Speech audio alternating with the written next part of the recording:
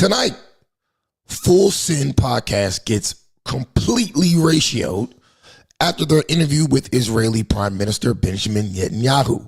Also, President Obama hits a brand new low and suggests that young men need rainbow warrior mentors.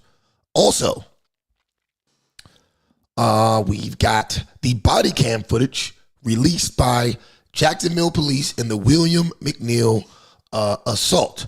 All that and more on episode number 128 of Up to Speed with Trip Simpson. The following program is rated TV MAL. It contains strong language and is intended only for mature audiences.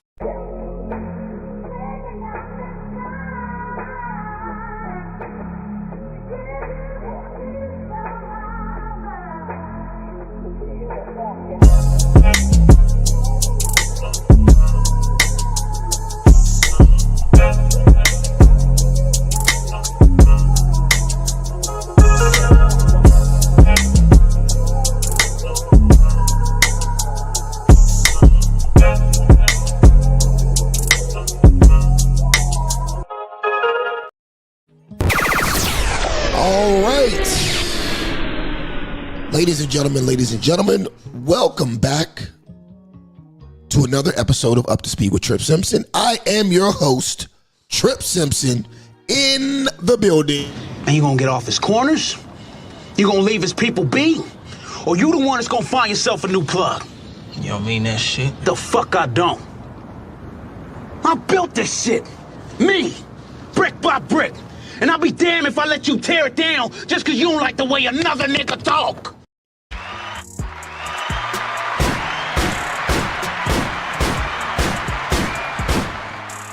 All right.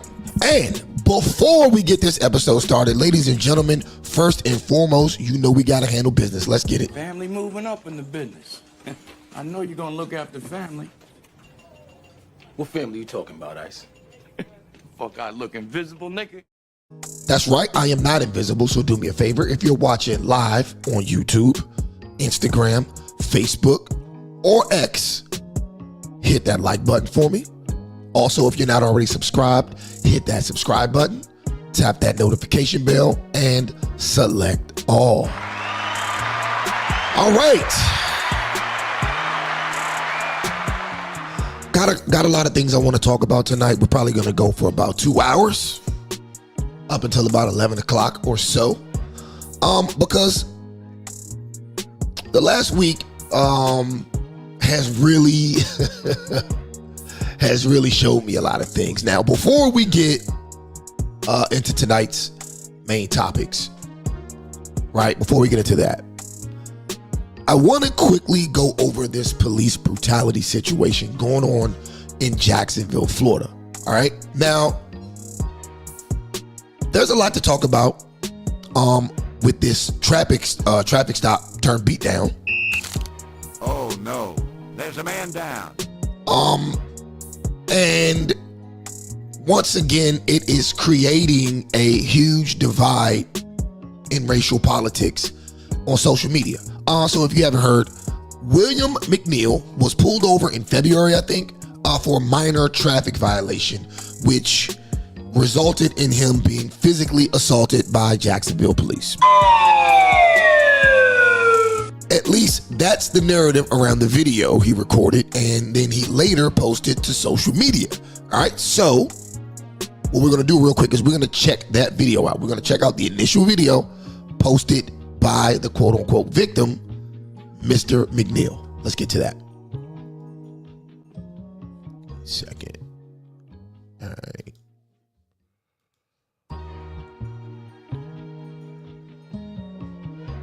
All right, here we go.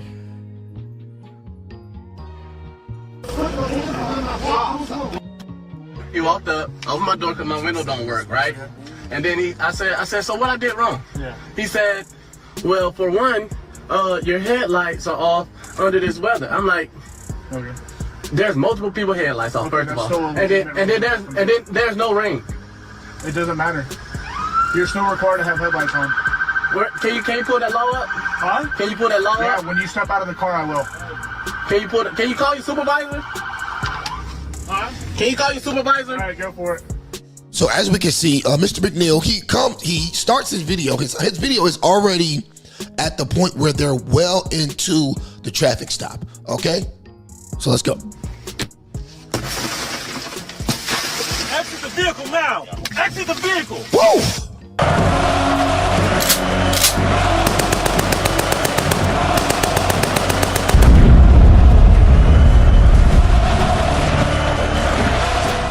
That shit escalated quickly, or so we think. Let's go.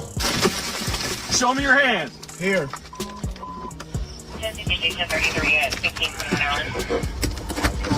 I'm here. What is your reason, sir? What is your reason? Step out now. No. Put your bike. Put your hands behind your back. Put your hands behind your back. Hands behind your back. Oh no, there's a man down. All right. So there we have it. All right. There we have it. Now, without any context, these officers look extremely guilty here. All right. But nonetheless, the chief of Jacksonville Police, who happens to be a black man, was actually in support of his officers. And he also urged the public not to jump to conclusions. All right, now let's take a look at his statements real quick. We're going to take a look at what he had to say. And we're going to really get into this. All right, hold on. Where's that shit at? All right, here we go. Here's what the chief of police had to say. Social media is not reality. One video clip devoid of context can be very misleading. Given that Mcneil never brought this incident to JSO's attention, but rather pushed the cell phone camera footage that he had in his possession since March 5th out on social media, one can only assume, and I'm saying I assume, that he intended to inflame the public. The administrative process is still ongoing, and as such, I will neither defend nor commend Officer Byer's response to resistance until all the facts are known and the investigation is completed. However, as the leader of this agency, I will not remain silent while important facts and information are buried to advance an anti-police agenda. The truth is, William Mcneil Jr. was non-compliant with JSO officers within 21 seconds after he was stopped for multiple civil infractions.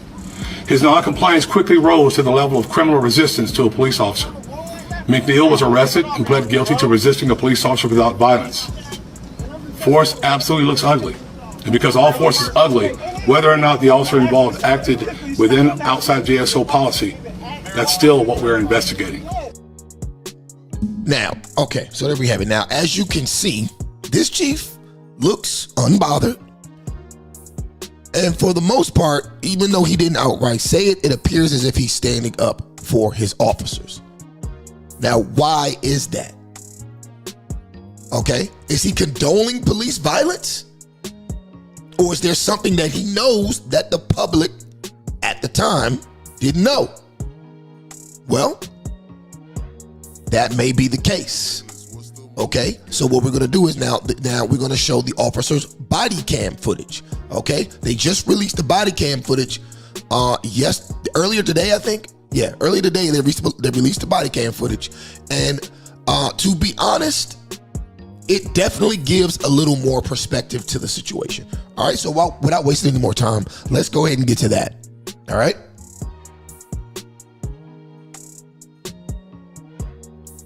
All right, so here's the body cam footage. Here we go. Yes, sir. Is there a reason why you're popping the door open like that? I have a window that works. Is there a reason that you're pulling me over? Yeah, absolutely. There's a reason why I'm pulling you over. For one thing, inclement weather, you don't have your lights on. Two things, you're not wearing your seatbelt. It's daylight. I don't need the lights, and it's not weather. Now check this out.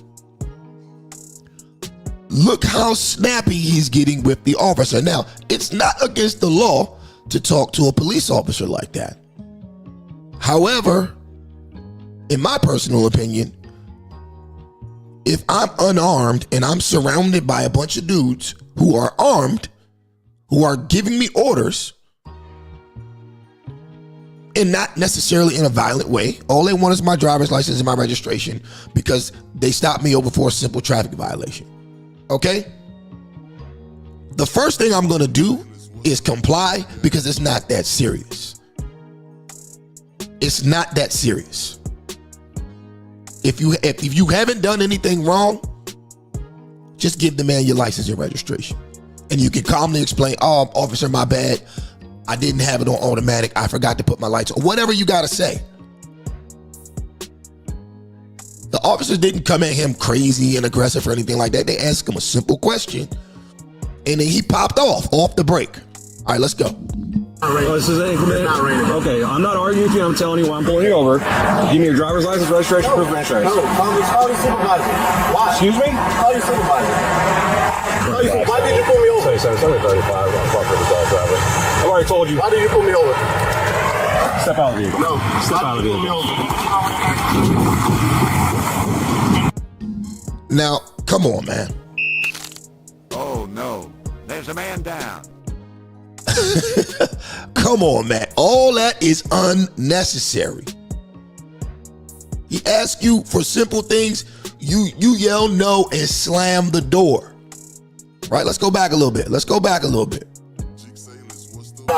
inclement. Okay, I'm not arguing with you. I'm telling you why I'm pulling you over. Give me your driver's license, registration, proof of insurance. No, call your supervisor. Why? Excuse me? Call your supervisor. Now, see, and off the break, let me tell y'all something too, man. Y'all, it sounds like this dude has been listening to like sovereign citizens or niggas who claim to be sovereign citizens or some of this shit that the Moorish science people be talking about. Shout out to them, no disrespect to them. But this shit that these dudes be telling y'all, I am traveling as a whatever, you know what I'm saying? I want to speak to your supervisor. You don't have the right, all that shit, that's not true. None of that shit works in a court of law, and it definitely doesn't work on the street when you're dealing with a police officer in person. Stop listening to these dudes. There's a whole channel, I can't remember the name of it, but I subscribe to it. I'll look it up later. But they have a whole channel dedicated to sovereign citizens and like niggas in the Moorish Science Temple getting destroyed in court. It doesn't work, bro. My advice to you is, and regardless, whether it worked or not, right? My advice to you is understand when you don't have the upper hand on the situation. Automatically, if you get pulled over by the police, he has a gun, you don't. He has the upper hand in the situation. He has the state, the city, the county, and whoever backing his actions, and you don't. This is simple logic. You want to get out of this situation with a ticket at most? Just comply. Let's go. Why did you pull me over? It's under 35. I'm fucking with the dog driver. I've already told you. Why did you pull me over? Step out of the vehicle. No, step out of the vehicle.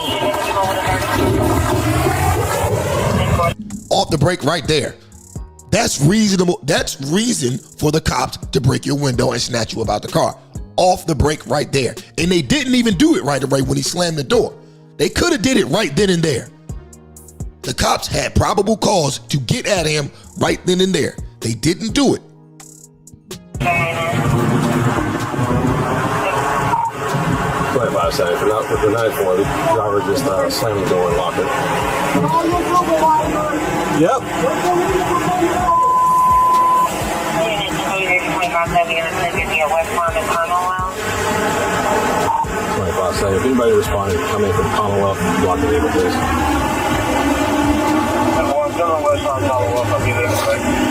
Keep your hands where I can see them, sir.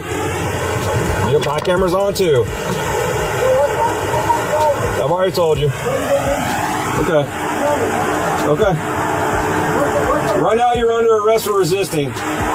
He just told him he's under arrest for resisting arrest. He still won't open the door. He still will not comply. How many minutes are we into it? We are now.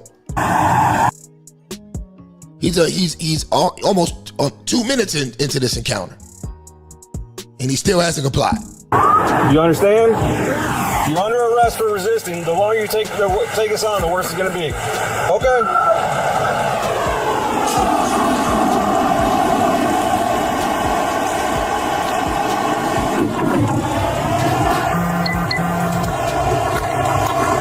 Again, simple traffic violation. He said, sir, you didn't have your headlights on. Can I see your license, your registration, and your insurance? Simple. All of this could have been avoided by saying, here you go, officer. My bad. Didn't realize I didn't have my lights on. But no, here we go. Sir, this is your last warning to open the vehicle and exit before we're going to break the window. Again, sir, this is your last warning. Open the door before we break the window. Open the door and exit or we are going to break the window. Open the door and exit or we are going to break the window.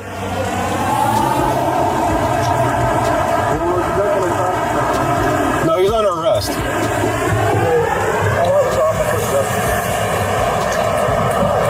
Open the door and exit. You are under arrest for resisting. Open the door and exit. You are under arrest for resisting. I'm telling you guys, right now, he is totally in the wrong. He is totally in the wrong. Whatever the cops do at this point, as far as whatever they have to do to apprehend this man, lock him up for resisting arrest and failure to oblige a lawful order or whatever it's called, it's on him at this point. Because they've asked him several times.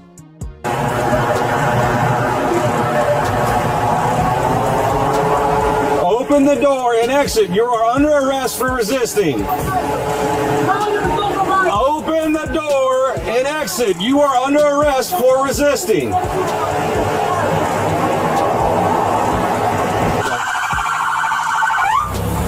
I'm about to break the window. All right, go for it.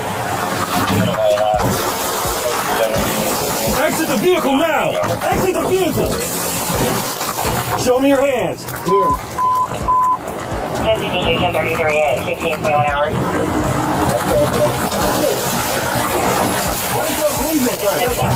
What is your reason?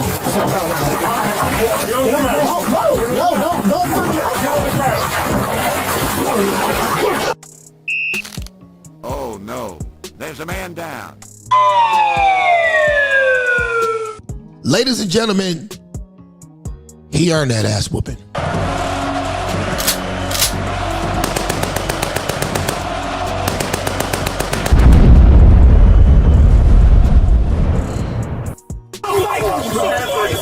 Put your hands behind your back. Hands behind your back. What's wrong with you? What you mean? I was putting my hands behind my back. I was on the wrong. Ain't no talking now, man. Ain't no talking. Fucking talking shit, bro. What's going on, man? And as you can see, there is a multicultural group of officers out here. It's not just white officers. There's white officers, there's black officers. It looks like there's a Hispanic officer out there. Okay? This was an equal opportunity ass whooping.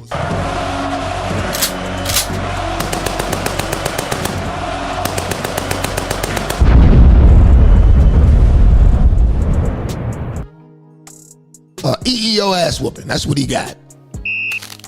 Oh no, there's a man down. That's what's going on. Yes, bro. Yes.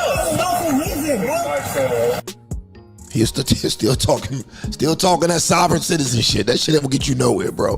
That shit ain't gonna get you nowhere but the back of a police car. All right?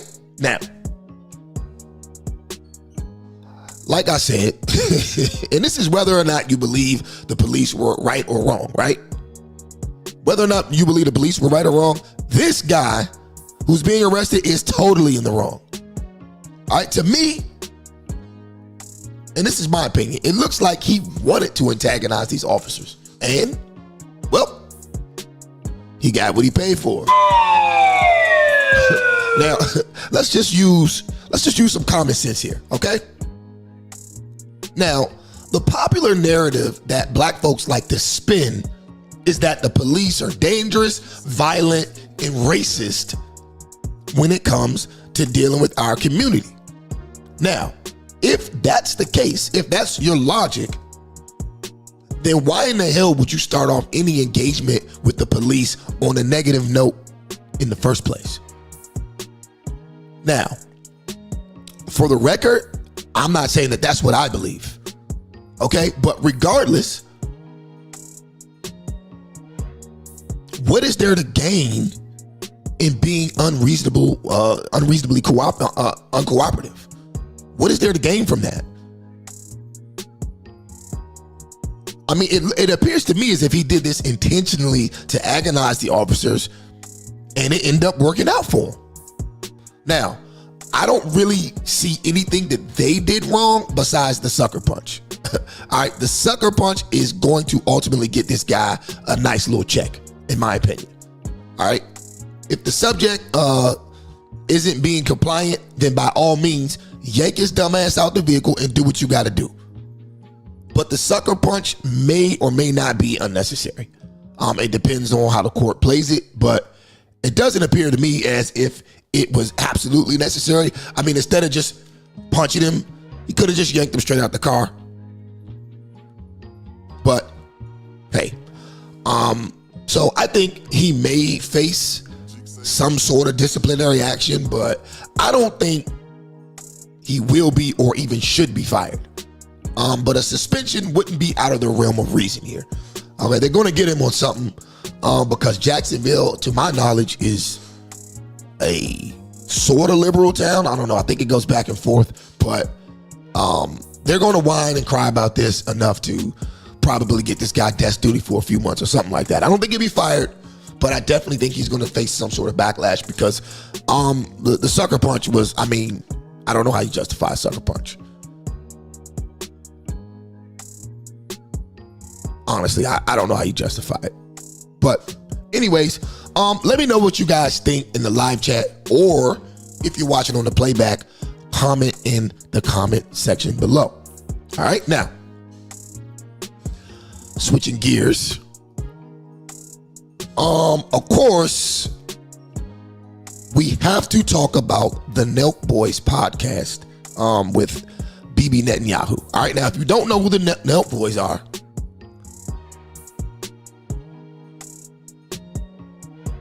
oh, hold up. Okay, hold on. We got a comment here from Brandon Harris. Surprisingly, Brandon Harris with a conservative viewpoint on this. He says, oh, sorry, not a conservative. I thought they said necessary. He said the punch was 1,000% unnecessary. Okay, yeah, I agree with you. I mean, I think it was unnecessary. I mean, I've seen worse. You remember when we were kids? I've seen way worse.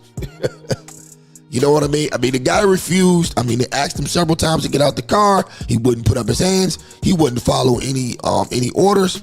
I mean, and he called a slick little sucker punch. But yeah, I doubt he gets fired. You know what I mean? It was definitely unnecessary, but I doubt he gets fired. Maybe a suspension, maybe desk duty, something like that. But I doubt he gets fired.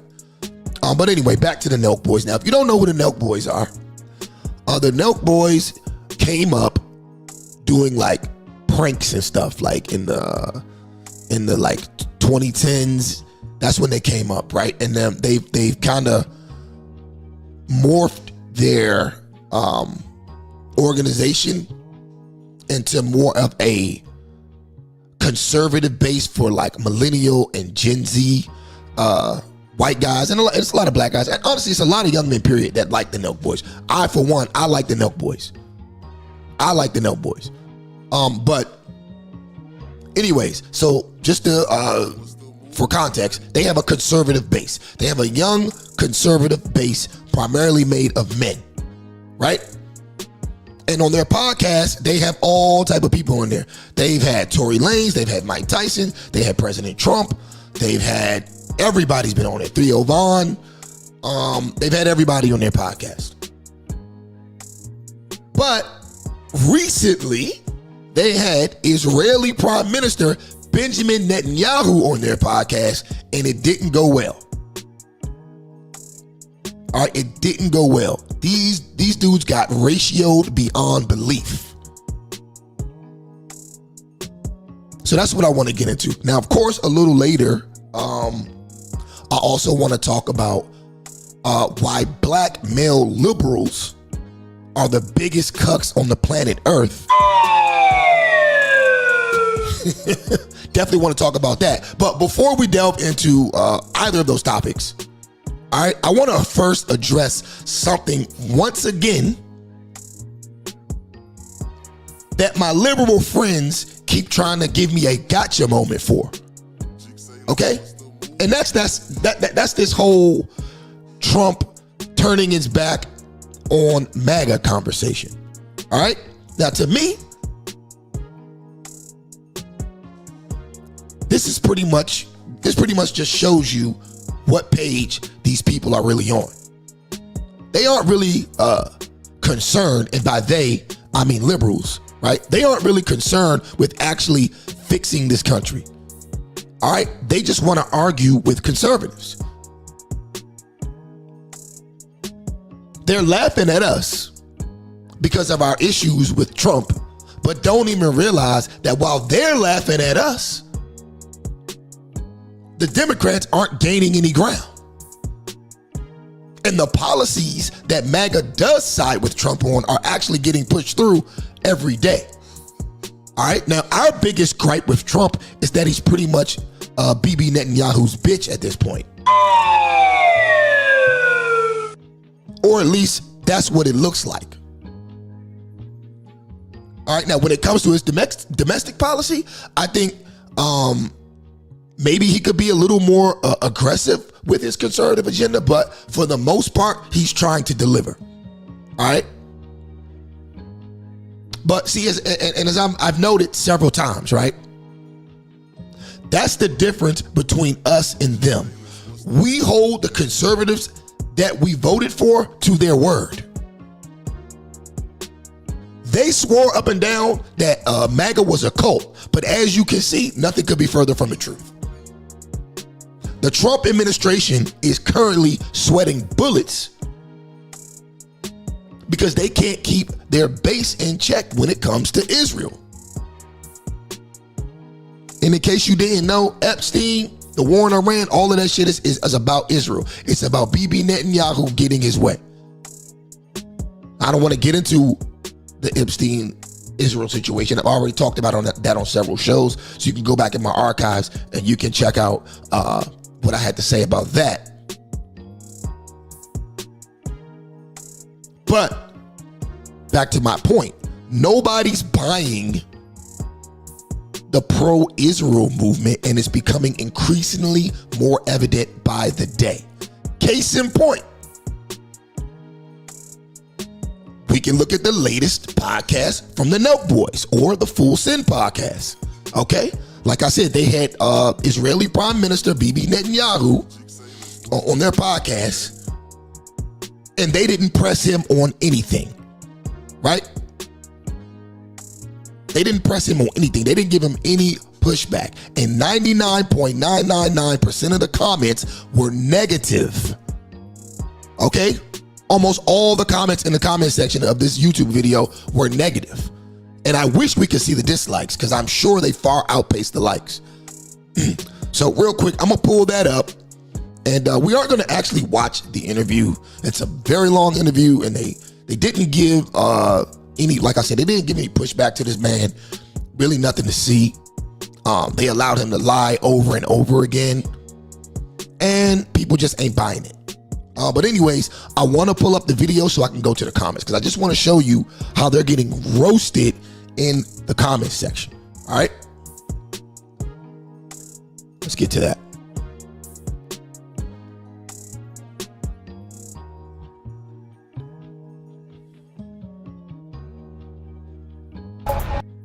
All right, here we go. Can y'all see that? All right, I'm gonna make this. Let's go to these comments. Look at this. All right, off the break. Some guy says unsubscribed. Then the guy says, this was pitched to Netanyahu like this. Don't worry, these guys are idiots. You can use their platform to push whatever propaganda you want and they won't push back on anything. Right? This comment got 30,000 likes. Next person says, I miss when YouTube showed dislikes. The next person said, I remember watching Nelk 10 years ago and seen Kyle go into college lectures to serenade teachers. Now I see them buddying up with a literal warlord who has international arrest warrants out for him by the International Court of Justice. Worst possible timeline ever. Another person says, you didn't question him once. This is crazy. Another person says, asking him if he prefers Burger King or McDonald's while people are starving is insane. Facts. And I'm not cherry picking these comments. Like, I'm just gonna scroll, right? Scroll. It's not letting me scroll that fast, but let's go all the way down. Look, Soldier Soul for this one. Hope the price was good. Somebody says the comments brought tears to my eyes. Humanity is still alive. Another person says in Gaza, kids are dying from hunger and bombs out here. The priority is what Netanyahu likes on his burger. History won't forget this level of detachment. Then it says 30-year-old teenagers interviewing a war criminal committing genocide currently. This is the worst timeline. Another person says he's starving a whole population and y'all want to sit there and ask him what his favorite burger is.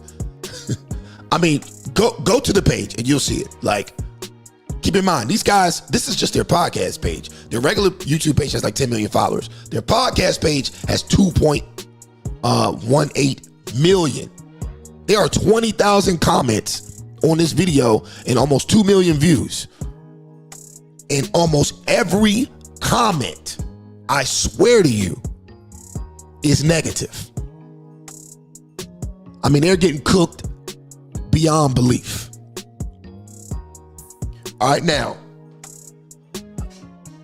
they attempted to do some damage control, right? They attempted to do some damage control, which was definitely a good move on their part because they were losing subs by the minute. All right? But anyways, they had on Myron Gaines, Nick Fuentes, Nico, a couple of other guys on to give rebuttals, right? So what we're going to do is we're going to check a few of those out. And I think we're going to go ahead and start with Myron Gaines. All right? We're going to start with Myron Gaines, who the Nelk Boys podcast had on to, I guess, try to save face after this brutal Netanyahu interview backlash. All right, so let's get to Myron Gaines' comments.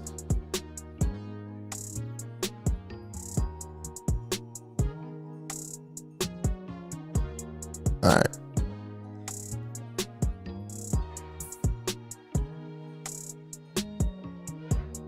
Like, they can't argue back. Like,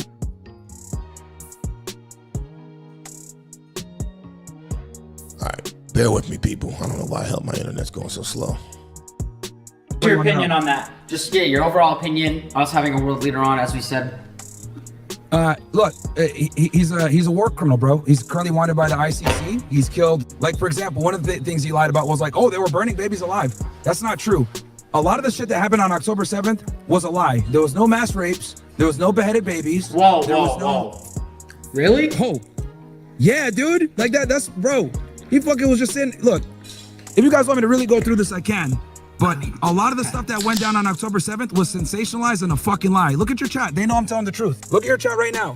A lot of the shit that went down on October 7th was a fucking lie. And most people don't have the balls to fucking call this shit out, dude. There was no beheaded babies, no babies in ovens. Okay. Mass rapes were a lie.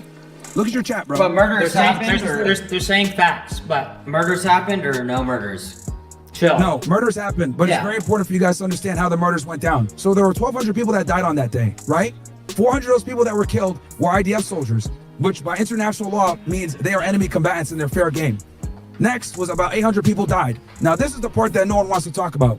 The 800 that died, right, that were civilians, we'll also keep in mind that everyone in Israel has to join the IDF at some point and do service. So you can make the argument that they're enemy combatants, but that's fine. Let's go with 800 civilians, right? Those 800 civilians, we don't know who Hamas killed versus who the IDF killed. Now I know you guys are probably saying like, yo, what the fuck? The reason for that, guys, is there was a controversial directive activated that day called the Hannibal Directive. The Hannibal Directive is authorization from the government to kill Israeli citizens and or soldiers when they're about to be kidnapped by Palestinian militias. And the reason why they do this is so they don't end up in a position where they have to exercise diplomacy and do hostages exchanges. They learned this with a guy back in 2006 named Gilad Shalit.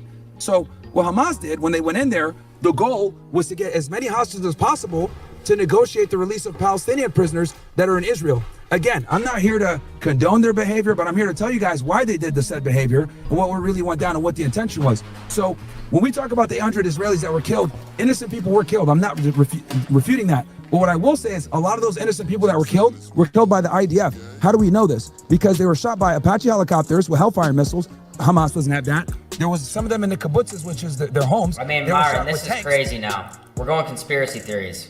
This is not conspiracy theories, bro. This is 100% fact. Because then, wait, Myron, bro. Myron, we're Now you see how this guy, I think his name is Steiny. I'm not going to say what race, what people, doctor, and what hospital, and what media went to. We know I can't say that.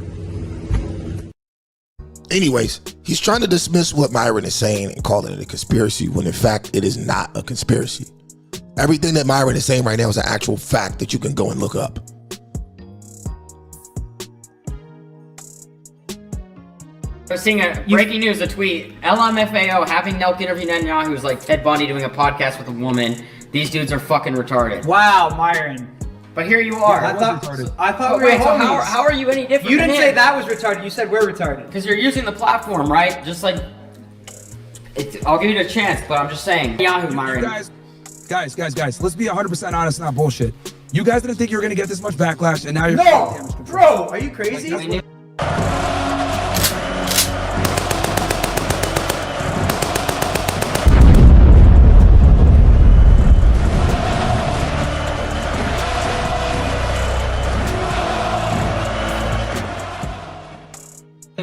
Myron, can I tell you?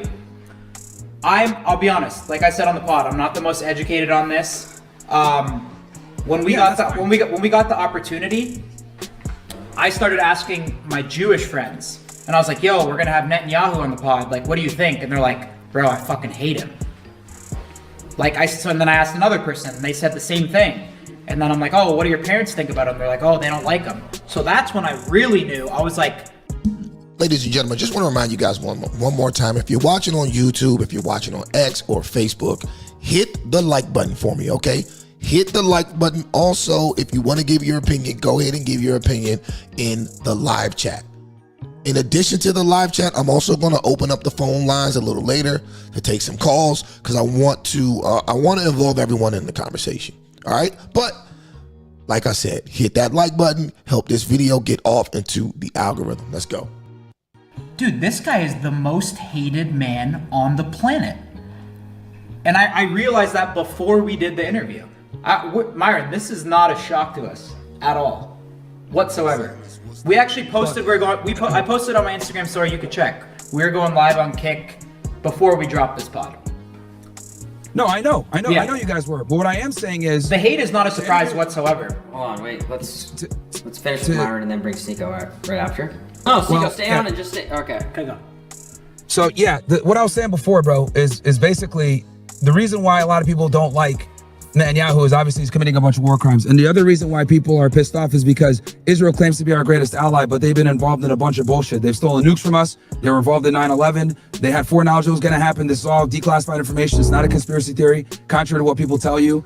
The guy that owned the building got the biggest insurance payout ever, and he's a close friend of Netanyahu. They were involved in the assassination of John F. Kennedy because he tried to take their nukes away. Like, this is all factual stuff that's come out from declassified documents, and we give these guys an enormous amount of aid, and then they drag us into foreign wars. Like Iraq, for example, in 2003, we had no business over there. Saddam Hussein had nothing to do with Osama bin Laden. We ended up in fucking Iraq, and 1 million people died. For what? Wars for Israel. Because Israel has a reckless foreign policy that we back, that Netanyahu's been a part of for the past 30 years, where we drag Americans into conflict for no fucking reason. And they have way too much influence in our government and with AIPAC, and not even have to register in FARA. So, I mean, there we have it. I'm not going to play the whole video, but as you can see, Myron is cooking their ass. All right? He is cooking them. And they deserve to be cooked because you brought this man on. You have you have no idea what your fan base is even into, because the comment sections clearly show that. I mean, the fact that you brought Netanyahu on and didn't challenge him on anything just speaks volumes about your intelligence. And it speaks volumes to the fact that you probably have no business interviewing people to this magnitude. You probably have no business doing it. But I mean, this is not just happening to the Nelk boys. This is happening all throughout the conservative world. Your mainstream conservative talking heads don't know what to do because a lot of them have been paid off by AIPAC. I'm not going to say what race, what people, doctor, and what hospital, and what media went to. We know I can't say that. A lot of these people have been paid off. I'm telling you, this is not just happening to the Nelk boys. This is happening to almost, I wouldn't say every, because it's almost kind of split, right? It's like 50% of the conservative talking heads, you can tell, are being influenced. And the other 50%, like your Steve Bannon, your Myron Gaines, your Nick Fuentes, your Candace Owens, your Tucker Carlson, they are independent thinkers. They are independent thinkers. And you can tell, because it doesn't take much independent thinking to see who's right and who's wrong here. Doesn't take much independent thinking. Right? Now real quick, they also talked to Nick Fuentes. I want to play a little bit of what Nick had to say. His video is a little long, but I'm going to play some of it and then we'll move on to the next topic. All right? So here we go. Let's get the Nick Fuentes clip up. Give me a second. Damn, I gotta go all the way on Rumble.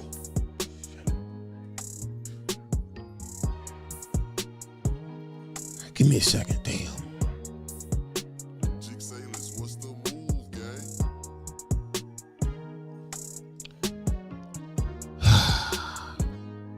Hold on.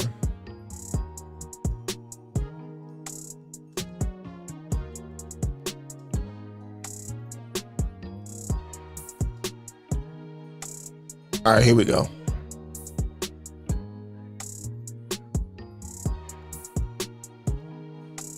Nick, what up? Hey, what's up? How are you, bro? One sec. Holy shit, you got the... What? Can you hear me okay? Yeah, I can hear you. What's up? Wait, Gabe, I'm on double echo. Yeah, I'm getting ready right now. Judd, one sec. Don't touch it, Judd. What's up, Nick? How you doing? Judd, one sec. I'm alright. It's always been about, you know, if we get the opportunity to have someone extremely controversial on, we're never going to turn it down. We're going to have them on and we're going to ask them questions. Sure, we're not the best journalists and sometimes I wish we were better at pressing people. We're never claiming to be fucking Brett Baer, Piers Morgan. But I think I think the purpose of the Full Simp podcast is to have controversial people on, let them answer our questions and let the fucking audience form their own opinion off that interview. And I think, we're getting a lot of flack. People don't care what we asked Netanyahu. Just the fact that we had him on in general, it's automatically fuck you guys. Platforming him was platforming him is the thing that people... I don't think that's what it is, though, if I can interject. I don't think that's what it is. I think the problem is that you had him on and you didn't give him any pushback. Like some of the comments said, you're sitting up here discussing what his favorite burger is when he's starving innocent women and children every day. Okay? This man is literally murdering people that are coming to get aid. And you have no pushback. You're laughing and joking, talking about burgers. That's why people are upset. No one's upset that you interviewed him. Hell, if I had the opportunity, I would interview Netanyahu. So no one's taking that away from you guys. It's just you dropped the ball when it came to people actually thinking that you were a credible journalist. That's where you went wrong. People are pissed about. And for me, it's like, I think people are giving, sure, we have a strong platform, a diehard fan base, people love us, but I think people are not giving themselves enough credit. Our audience, sure, we have a young audience, we have that 18 to 30-year-old male demo on lock. But dude, our fans are fucking smart. And just because we have someone on a podcast and platform them doesn't mean that they're gonna see, like, watch this person say like, oh my God, they're beside milk. I fucking love this person now. Like, and I think this podcast, if you read the comments, is a perfect example of our audience is fucking smart, and we should be allowed to have controversial people on. They should be allowed to say their opinions, even if this guy is a fucking war criminal. That's what free speech is, and it's up to the audience to form their own opinions, and I think clearly they did. So that's my point of view on why we did this. But I would love to have you. That's valid. Yeah, I would love to have you on, and obviously I've heard your name a lot. I don't know like your stance on a ton of stuff. But I think Nick, you're all over my ex. I'm not on X too much. I'm all over your. I've seen a lot, but going off what Kyle said, go ahead. Yeah, well, and I get what you're saying. I sort of understand where you're coming from, but I think that people are being critical because, and look, I'm kind of in the same boat actually because I've been canceled, and people say the same thing about me. I'm sure you guys having me on the show, people say the same thing about me being on your stream as they do about Netanyahu being on your stream, which we're gonna get double canceled now. We're gonna get double canceled by the other side. So yeah, I mean literally. I want everyone to know we're fucking double canceling ourselves, and we're probably done after this. Yeah. Well, it's balance, but the reason people are being critical is because, of course, the state of Israel and Netanyahu are extremely unpopular with young people. And that is like their big political crisis, is that for 100 years, Israel's been super popular. Maybe not 100 years, but for a very long time. And it's been like a sacrosanct thing. It's like foundational to their national security and also to our political order that everybody supports Israel. Ever since the war in Gaza started, that's totally been in reverse. And now it seems that the majority of people are against Israel and pro-Palestine, and even in particular, the right-wing people and the young people. And so I think, this is my, and again, I haven't seen the whole interview, but I think that people are being critical. They see this as like a push by Netanyahu for public relations. He's going to come on your show to try to get all the young, conservative, frat guys, all the masculine men, the manosphere types, streaming types, to get back in the pocket of Israel. And I think they see you guys as basically doing PR for Israel, doing PR, doing damage control for Netanyahu. And I don't think that was maybe your intention. I don't think that's your goal. And I actually agree in principle, you should be able to hear people out. And I think that the reaction sort of vindicates what you're saying, which is, seems pretty unpopular. I mean, it seems pretty transparent. Netanyahu took the interview for that purpose. He's not going to take a hard interview with the journalist who's going to push back, who's actually going to interrogate him over the situation over there. He kind of cynically used the platform to take advantage in a certain way to do a form of damage control. And maybe that wasn't the intention, but I think that's how people see it. And you also have to keep in mind that, you said before you brought me on that I'm canceled. You don't know a lot about me, that you think I hate Jewish people.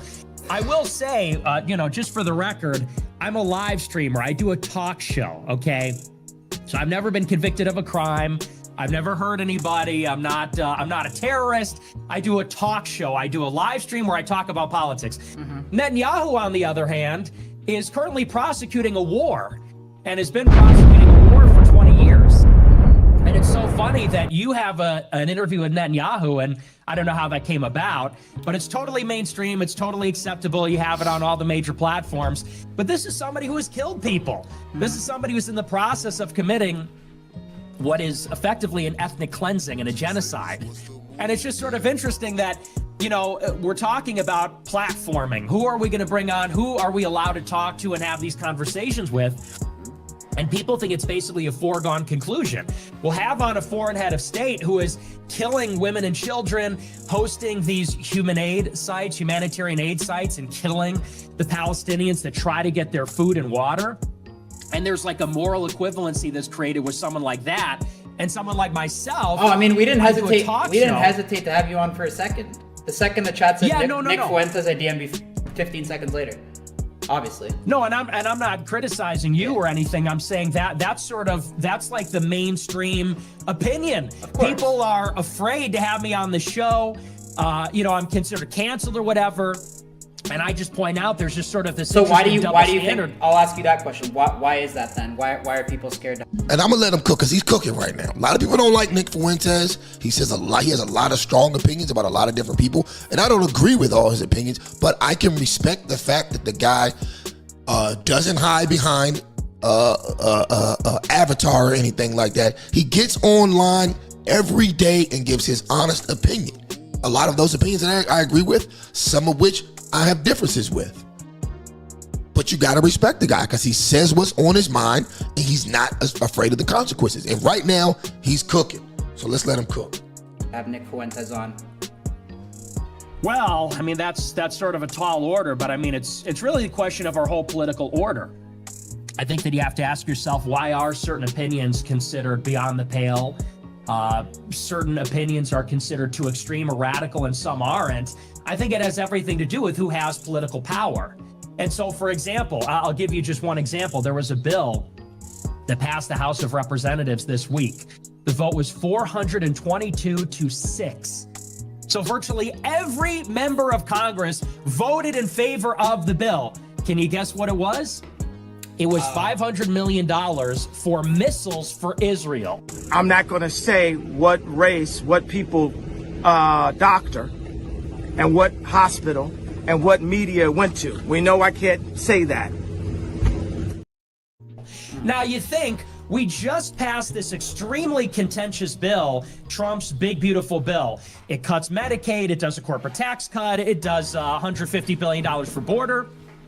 It was split down party lines, 50 in favor, 50 against. That's how everything is. Everything, the nominations, the major legislation, it's 50 in favor, 50 against.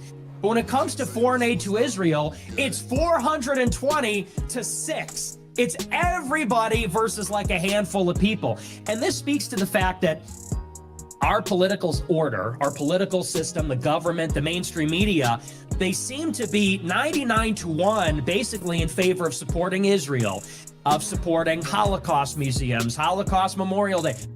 So there we have it. Like I said, he was cooking. If you want to watch the whole video, go on Rumble, check it out.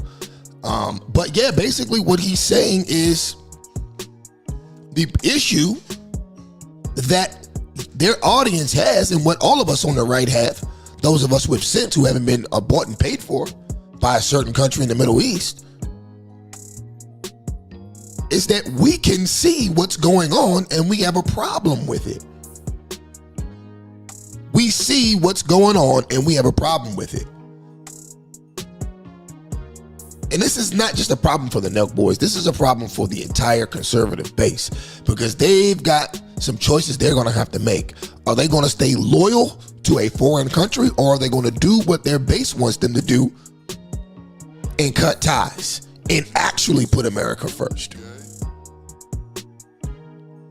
But anyways, as you can see, these guys are desperate. They had to save face. And it may have worked for them. It may have not. But I think the message is clear. Okay. And to double down on my point, this is probably the premier podcast for young conservative voices in America. This is the premier podcast. Right? And they got completely cooked for even giving off the impression that they're pandering for Israel. Now, why is this important? It's important because it gives an extremely accurate picture of how and what younger conservative men are thinking. Like I said, if the Republican Party doesn't get a clue, it'll be a wrap for them. It'll be a wrap. But as always, let me guys know what you think in the live chat below. And once again, if you're watching the playback, please leave your comment section in the comment section below by commenting in the comment section or in the live chat, and also hitting that like button. You help us get this video further off into the algorithm. All right. Now, real quick, I want to switch gears again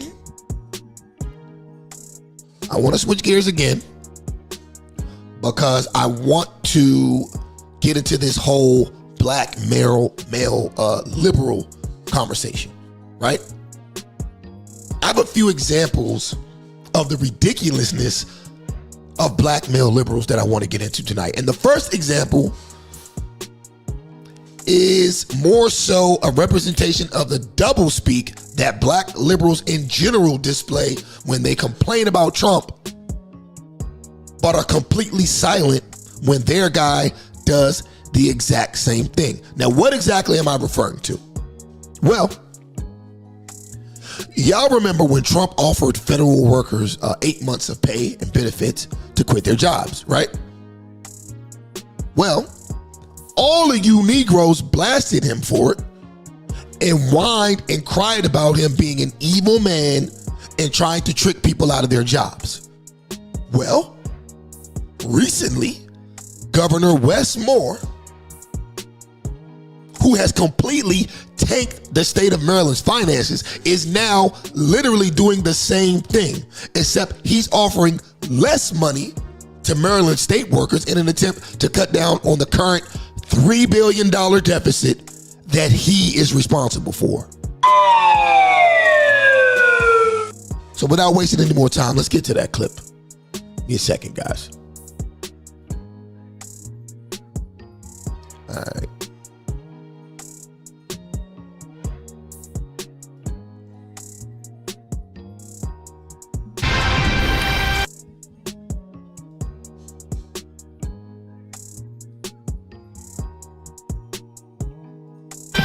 As Maryland tries to balance its budget, Governor Moore is officially launching his voluntary separation program to cut back on state staffing. That's right. Fox 45's Jessica Babb looks into what that program entails and why some say it's a short-term fix.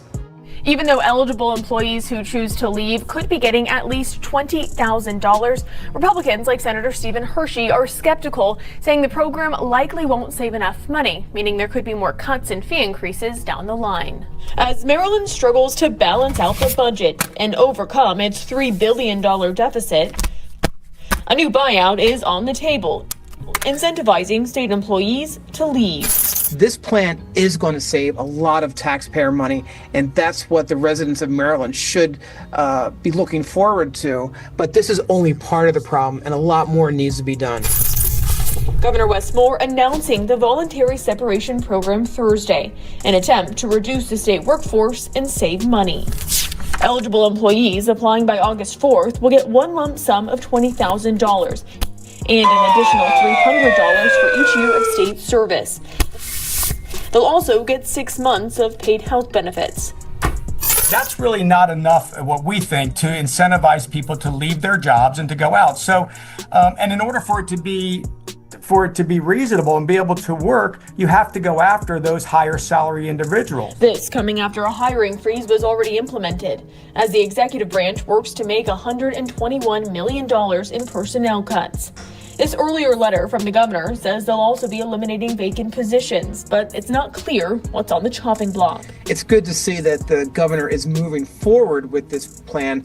The problem is that he created this problem in the first place by hiring a lot of state employees when he first came in as governor. Data showing under Governor Wes Moore's administration, the state's workforce has grown by more than 5,000 employees. This isn't about creating big governments. This is about creating a better one. Some of those employees now forced into a time of transition. I think there's quite a contrast in what Governor Moore said when he got into office and what he's saying now. Republicans like Senator Steve Hershey say this is just a short-term fix. Well, I think Governor Moore is finally recognizing that Republicans have better ideas when it comes to fiscal responsibility. He says during the session, Republicans pushed for proactive steps to rein in the cost of government, including measures like the ones now being implemented. But he says instead, the budget that passed raised taxes and fees for Marylanders. So there we have it. Once again, this is clear incompetence, okay?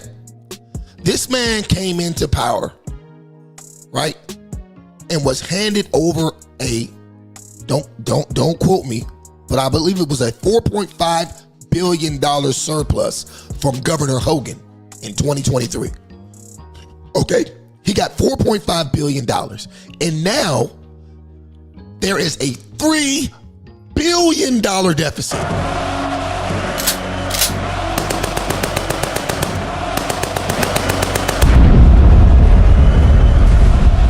A $3 billion deficit. All right? But because he can speak well and seems like a cool guy, he gets 90% of the black vote in the state of Maryland. 90+%. Okay? And after 2 years in office, he has done absolutely nothing except spend money unnecessarily, raise taxes and fees for law-abiding Maryland citizens,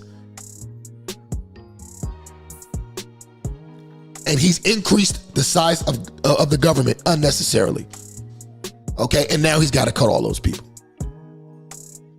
Now he's got to do the same thing that Trump did. When Trump came into the federal government, he realized that he's paying too many people. And now he's offering a buyout. But anyways, I just wanted to show you guys that, because this is literally the exact same thing you complained about when Trump suggested it. But the difference is, it's not Trump's fault that we're $37 trillion in the hole.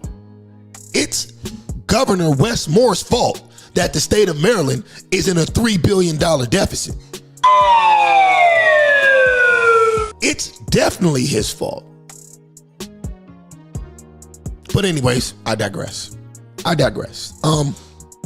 Now, as I stated earlier, the difference between us over here, the black conservative side, and you liberals, and let me be more specific with this one, because I'm specifically talking to black male liberals tonight. I'm talking to you. The difference between you guys and guys like me is that we actually hold the people we voted for accountable over here. Okay, we hold them accountable. You Negroes go with the flow, and as a result, you're embarrassing us all. And by us all, of course, I mean all black men, because 75% of us vote to the left. Now, what do I mean by embarrassment? First, I want to play this clip from the Michelle Obama podcast, okay? Because this is an embarrassment, okay? This is, it's going to be Michelle Obama with her brother and former president, her husband, Barack Obama, okay?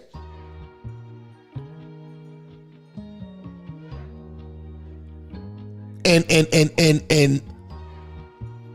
keep in mind, Obama is like a savior to you Negroes, okay? This is your savior that you're about to see talking, saying some of the most emasculating and moist shit I have ever heard spoken in my life. All right, so without wasting any more time, let's get to it. Give me a second, y'all. I know it's a one-man show over here. All right, let's go. This woman came up to me. Give me a second. Let me get to the...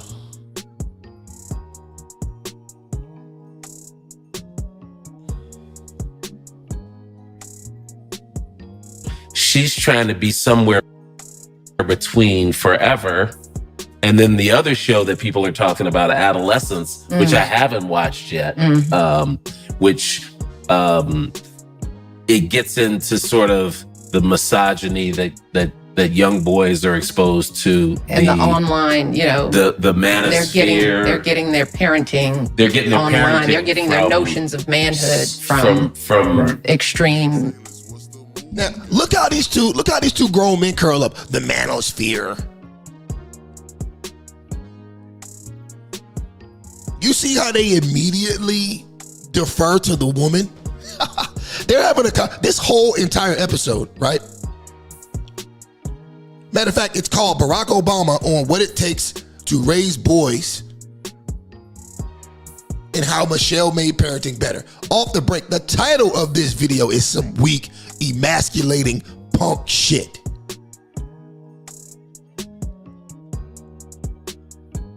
And you got to understand, when they say, oh, these boys are listening to the manosphere, you know what they're talking about. Off the break, they're talking about Kevin Samuels.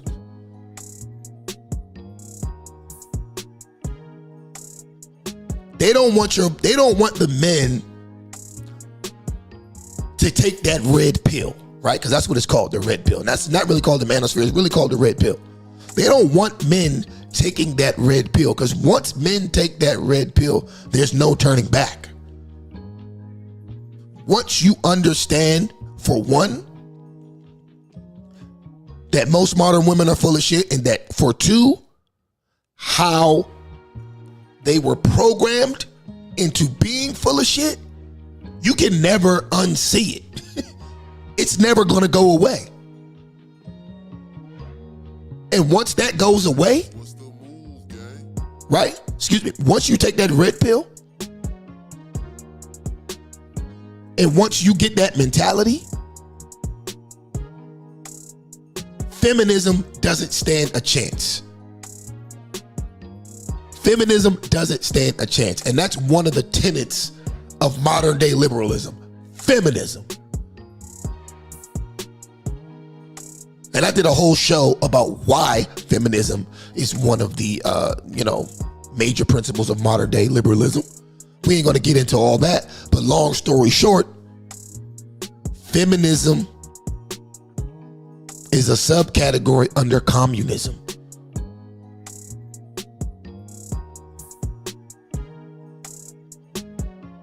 That's what they're working towards. But we ain't gonna get into all that. But anyways, look how effeminate these men are.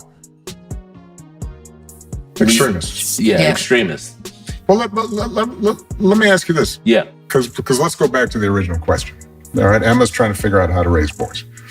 I think we did a pretty good job of raising our girls. But I've said often that I think I would have had more difficulty raising a son. I agree. Because I think I might have been more judgmental, harder, and I would have tried to. I'd like to think I would have been more self-aware enough to combat that. Mm-hmm. But I just think father-son relationships, for me particularly, if I don't have a dad around to show it to me, might have been more difficult. So talk about, Craig, just how you thought about it. Was it just you took what your dad had done and you said, I'm going to do this. I'm going to try the same thing. Were there things did you it didn't change wanna over do? time? It was a little bit of everything, but what you're both saying. Initially, I thought, okay, I'm going to take what I learned from Dad, all the things that I thought were positive, and then the couple of things that I thought were negative, I was going to try and repurpose. Right. What were some of the positives? Well, it's just kind of the stuff that I did. Now check this out. Before the willingness to get up and go to work every day, taking me with him to see what it was like to have male relationships, either at work, at the barbershop. He didn't go to the gym, but in places where men hung out. Right. The record store, we would go to the record store every now and then, and he'd have a bunch of friends there. That sounds like an old I know, the record idea, store. going to the record store. It's come back. It's come back. Oh, has it? Okay, good. It's retro. But those were some of the positive things. How to walk with mom when you're walking down the street. Always walk on the street side. Yeah. On the street and side. holding the door and opening the door for her, allowing her to go in. It was just things like that. And then I'd have to really work at thinking of something negative that Dad did, but now pay attention. All right, so Michelle Obama's brother is listing the positive things about his dad. Now he's saying he can't really think of anything negative that his father did, right? He can't really think of anything. But guess who can? Good old Michelle Obama. Listen to her. Well, what about, let me ask this though. I mean, Dad also came home, put his feet up, he didn't always cook. He didn't do dishes. He didn't do. But do you hear this? Now, mind you, Michelle Obama's father was suffering with MS while he was working hard as hell every day, taking care of his kids, putting food on the table, making sure that both of these jokers got into elite universities. And what Michelle Obama says a negative trait of his was coming home after work and putting his goddamn feet up and watching TV. That's a negative to Michelle Obama. Are y'all hearing me? So not only was this nigga expected to go to work and bust his ass all day, now I gotta come home and help my wife cook? You hoes are crazy.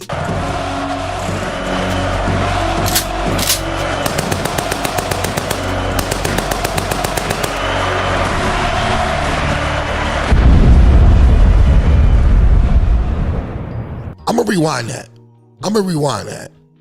I want y'all to listen to this. Listen to this crap. To walk with mom when you're walking down the street. Always walk on the street side. On the street and side. holding the door and opening the door for her, allowing her to go in. It was just things like that. And then I'd have to really work at thinking of something negative that dad did. But well, what about? Let me ask this though. I mean, dad also came home, put his feet up. He didn't always cook. Or he didn't do dishes. He didn't do. But you have to remember that I was thinking at the time that was okay because he was at work all day and he needed to rest, and mom was always cooking. You hear this? This man don't even have the testicular fortitude to step up to his sister. That's his little sister, by the way. To put his little sister in her place and defend his dead father who worked as hard as he could while he was suffering with a disease.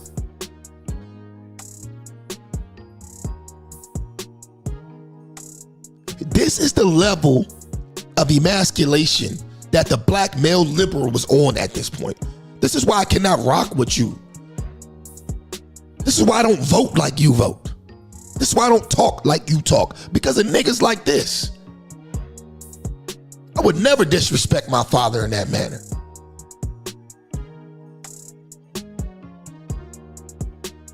But this is the nerve of Michelle Obama. Without her father, I guarantee you, she would not be the person that she is today. She ought to be worshiping the ground that man walks on. But no, instead, she takes to her podcast and says it's a negative thing that her father didn't cook and clean after he got off of work. So, but that's a good one. That's a good potential negative. Gender roles, very clear. Very clear gender roles. Very clear. Another problem with the Democrats, with being a with being a black liberal, right?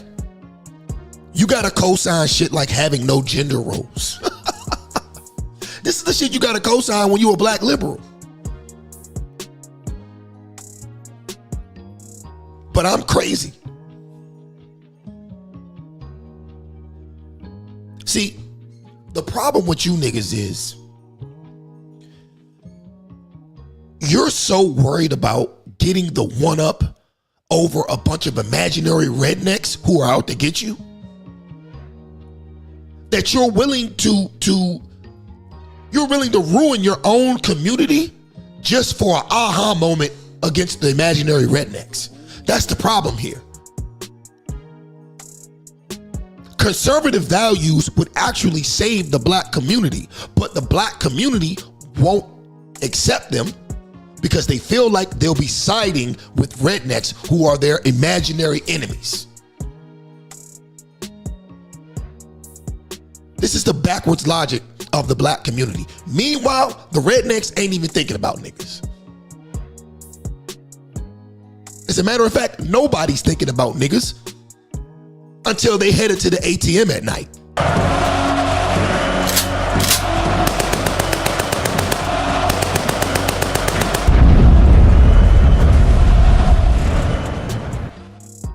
We gotta get it together. We really gotta get it together. What up, DQ? We cooking tonight, man. We cooking. We right in the middle of it, man. I'm opening up the lines too, if you feel like calling in. But yeah, that's literally all black liberals do. They live to be contrary to rednecks. They don't live to actually improve their own lives and their own community. They think that progress is getting the one up on a redneck. Can't make this up, man.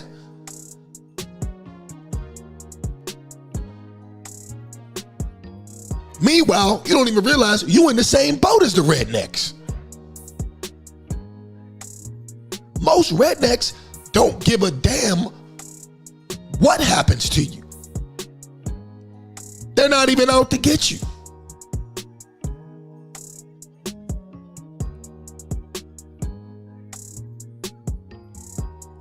You see, basic things can be solved in the black community. And this goes back to what Michelle Obama and Barack Obama were just talking about. Talking about they don't believe in gender roles. Gender roles could literally save the black community. But we don't want to go with gender roles because Trump likes gender roles. But why does Trump like gender roles? Why do rednecks like gender roles? Conservatives like gender roles because it instills order in your household. If you have order in your household, right? And the next group, and the next house over has order in their household, and the house around the corner has order in their household, and all the other families in the neighborhood have order in their household, then guess what? You have order in your community. And if there's order in your community, that makes order in your culture. But we don't get that.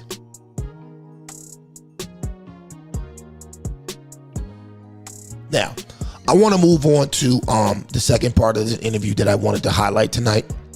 And it's something that Barack Obama said that really disturbed me. All right, let's get to that. All right. Let's get to that. All right, here we go. And that's one of the things that I think a lot of times boys need is not just exposure to one guy. Mm-hmm. One dad. No matter how good the dad is. He can't be like, everything. He can't be. Real quick, shout out to Amir Tay Herndon. He says, I don't think that taking strictly on liberals, let alone black ones. I can go find you conservatives with viewpoints similar right now online. I'm not saying that you can't. Okay, so when I'm doing these conversations, bro, I'm speaking in general, right? In general, you're gonna hear liberals, especially black liberals, have these sorts of takes. In general, you're not gonna hear conservatives talking the way Barack Obama is talking. In general, of course, there's an anomaly to every rule, but in general, you're not going to hear one or the other. That's what I'm saying. So of course, yes, I could find a white cockroach. White cockroaches exist. But for the most part, them motherfuckers is black and brown. And that's not some type of sick metaphor to race. I'm just saying there is an anomaly to everything.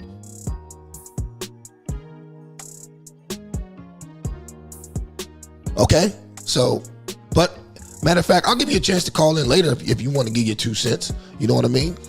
But we're going to keep cooking. So let's get to, shout out to my man John Hanson on Facebook.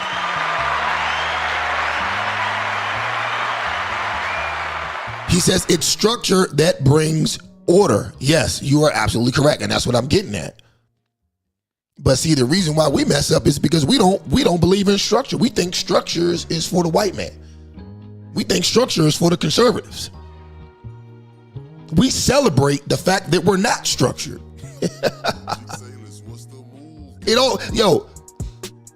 You can look at a song like Dear Mama from Tupac, right? Listen to the lyrics of Dear Mama. His mother is nobody that should be lifted up. She was a horrible mother. She was a horrible mother.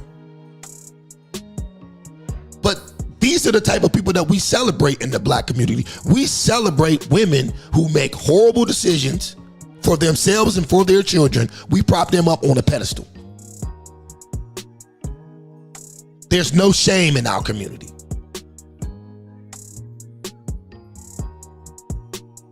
So yeah, shout out to John Hanson. He's correct. Okay, we got DQ on YouTube. He said that metaphor was wild. Contrary to popular belief, I was not making that metaphor to people. I'm just saying there are white cockroaches, but generally you ain't gonna see a white cockroach. That's all I was saying. Anyway, let's get back to Obama. Everything. And that boy may need somebody to give the boy some perspective on the dad. Yeah, right? yeah. One of the most valuable things I learned as a guy was I had a gay professor in college. Oh my God. Oh no, there's a man down. At a time when openly gay folks still weren't out, who became one of my favorite professors and was a great guy and would call me out when I started saying stuff that was ignorant. You need that to show empathy and kindness. And by the way, you need that person in your friend group so that if you then have a boy who's gay or non-binary or whatever, they have somebody that they can go, okay, I'm not alone in this.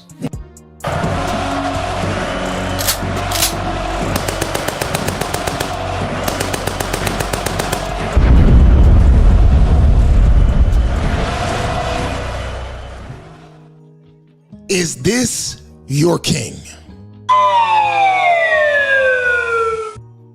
Is this your king? Yo, what kind of real man who actually has a son and wants to pass off a legacy would say some shit like this out of their mouth? I mean, at this point, you can't tell me that there's no agenda. And look, no offense to anybody out here who happens to be a gay male, okay? But I gotta be honest. You are probably the last person I want my son getting advice from. Simply because I don't want my son to end up like you.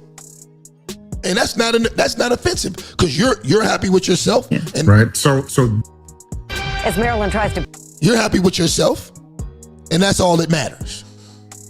Right? But me personally, I don't want my son to end up like that. So I would never have my son come talk to you for anything. Okay? That's your life choice and you're entitled to it. But that's not the route I want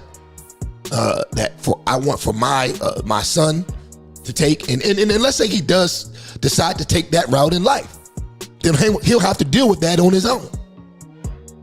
I would never facilitate or act as any type of vehicle for my children to do shit that I didn't raise them to do. I'll still love them, but I'm not facilitating that. I'm not facilitating that. I'm not going to pretend like I agree with what they're doing simply because it's politically correct. I respect their right as an adult to engage in whatever they want to engage in. That's it. And that goes to my overall point, okay? Black male liberals are political cucks. They literally do and say anything to keep black women quiet. Even if they secretly disagree. I can't tell you how many times my liberal black friends have pulled me to the side and told me I was crazy for speaking the truth in front of black women. These niggas literally be whispering like runaway slaves. Man, shh, man, you can't say that, man. What you doing, man? You can't say that. Shh, man, you can't say that in front of them. Niggas scared of women.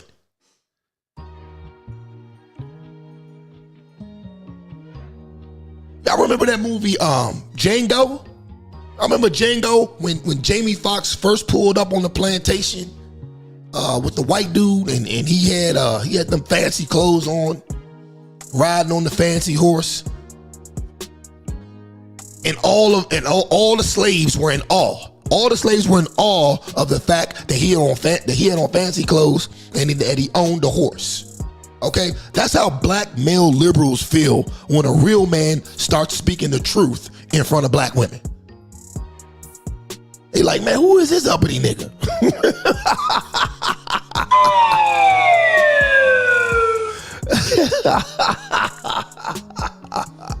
Yo, soon as a nigga like me come around, start speaking the truth in front of black women, here they go. Coons. Well, raccoons trying to get on our back porch. Mama just chased them off with a broom. Not raccoons, you idiot, niggas.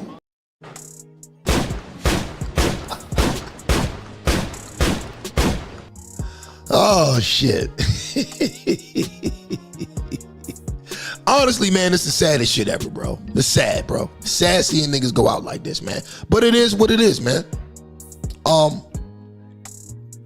And I got another perfect example for you guys. And this is somewhat of a longer video, so bear with me. We're gonna go through maybe about 20 minutes of it. But this is a discussion on Revolt TV about interracial dating, right? And I want you to watch how docile and emasculated the dude that they have on the panel is in front of these women. Okay, this is like some prime Derek Jackson level pandering here. Okay, now the video starts out with just one woman, and she starts talking and giving context to what the conversation is going to be about, and then the panel comes in. All right, so we're going to watch her give context, and then we're going to watch some of the panel. So like I said, we're going to do maybe about 20 minutes of this video. All right, so without wasting any more time, let's get to the videotape. Give me a second.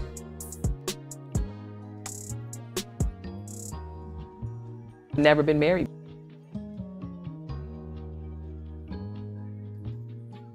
Hey everybody, what is up? Welcome to the very first TPB Draft 2025.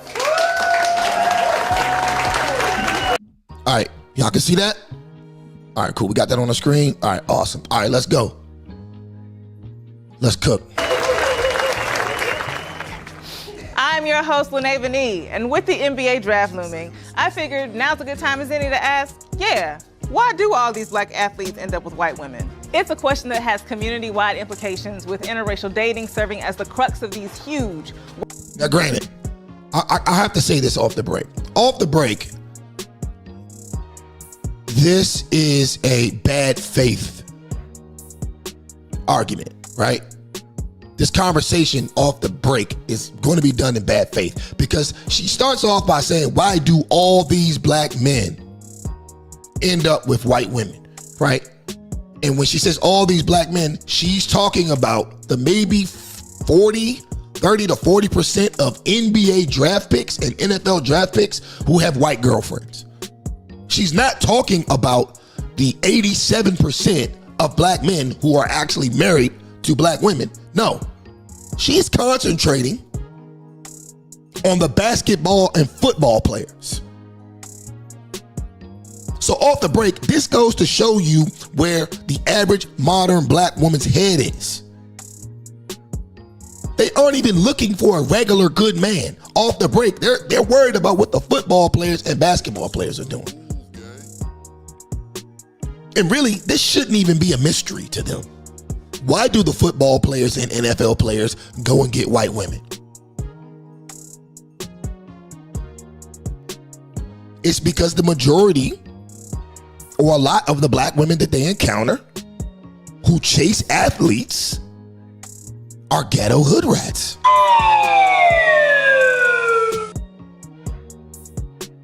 And I'm not saying that the white girls who chase athletes are any better,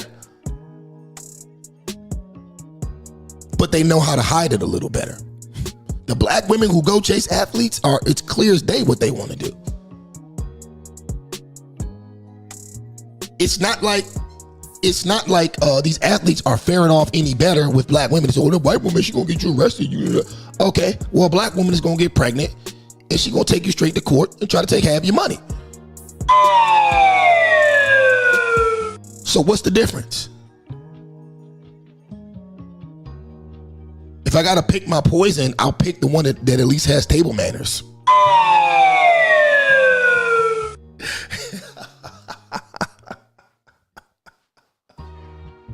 I'll pick the one that's not cursing out the waiter at the restaurant because, they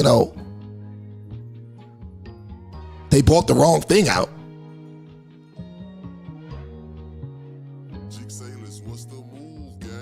You know what I'm saying?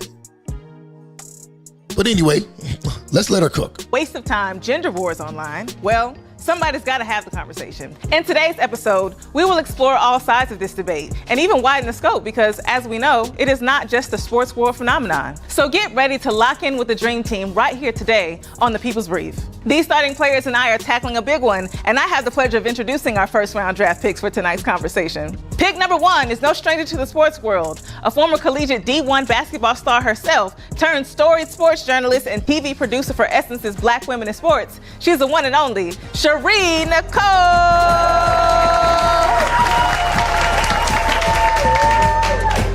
Pick number 2, certainly ain't nobody to play with. Ready to go toe-to-toe on any topic on his famed and notorious Grits and Eds podcast. Let's get ready to shake the table with he who shall hold them accountable, Deontay Kaya. And last but certainly never least, the last pick don't need no introduction because it's me. Multi-hyphenate talent and your most gracious and humble host. It's your girl, Lene. Dribble, pass, steal, or kick a ball, there's always been a line of women behind him ready to cash that check. Yeah. And I mean cash as in cash in on their love for that man. But what we've seen over the years is that these successful black athletes have a certain affinity for blonde hair and blue eyes that we often criticize for various understandable reasons. However, and I won't say I'm gonna play devil's advocate because the enemy can't get a damn thing from me. But I will say that there are some nuances that might add some context to the conversation around successful black athletes dating white women. With that being said, welcome to our own draft, ladies. The 2025. Now, this is hilarious to me also because you will never, ever see, well, I won't say you will never, ever see it because it might exist somewhere, but you will never see on a large scale black men get together and complain about why Kamala Harris is married to a white man. You will never see black men get together and complain about why Ketanji Brown Jackson, the newest Supreme Court justice, is married to a white man. You will never see us complain about Meghan Markle being married to a white man. You won't see us complain about Serena Williams, Venus Williams. You won't see us complain about any of these women going to white men because at the end of the day, it doesn't matter. Whatever you pick is what you pick. Whatever is your cup of tea is your cup of tea. That's your business. But see, the problem here is that a lot of times, especially with these new age, modern, black, liberal, feminist women, they want to have their cake and eat it too. They want to control black men. They want black men to be loyal to black women. But on the other hand, black women can keep their options open. And you're going to see over the course of this conversation how when it comes to dating white men, they have every excuse in the world why they can do it, but we can't. All right, so let's go. BEG draft. That's right, the blue-eyed girlfriend draft. Consisting of generic black athlete and all of the women fighting to become his blue-eyed girlfriend. And though not blue-eyed themselves, black women actually participate in this draft as well. And might I add, This is an extremely racist topic. Like, how do we even get away with having these type of conversations? If this was flipped the other way around, if a white woman or a white man was having this conversation, they would get canceled immediately. Just a note. Whether they know it or not. So let's break down some of the factors that lead our future sports stars right on into their Caucasian happily ever after. So here we have them, ladies, bright-eyed and bushy-tailed, coming in all colors, shapes, and sizes, but for the purposes of this argument, let's zero in on the black ones and the white ones. These young women come into college, and as tradition would have it, the men swarm. But what is it that takes a girl from dating the cafeteria dish boy to dating the most promising recruit of the season? Let's find out. First of all, black women are the most educated racial gender group in terms of college degree attainment. I've got to call cap right there. We have already proven that is not a fact. What is a fact, though, is that black women per capita have the most college or student loan debt. But the most educated group in America per capita is, in fact, Asian men, by far. It's Asian men. Black women aren't even close. Okay? They aren't even close. They aren't first, second, third, fourth, or even fifth. With a larger share of bachelor's degrees, master's degrees, and doctorates than any other race gender group in the United States. So as one would have it, when they get to college, it's clear that they mean business. Therefore, school choice within itself can be a deterrent from the start. That D1 university may have the coin, but doesn't have the degree program they're looking for. Are they giving out scholarships for their field of study? Then premier HBCUs, on the other hand, got a reputation. High academic standards, legacy, cultural values, acceleration programs. Oh my God. Like, just, I don't understand how these people are allowed to get on TV and the internet and just lie like this. No disrespect to HBCUs. There are a handful of HBCUs that have high academic standards. Howard, Hampton, you got Howard, Hampton, Morgan State, Tuskegee,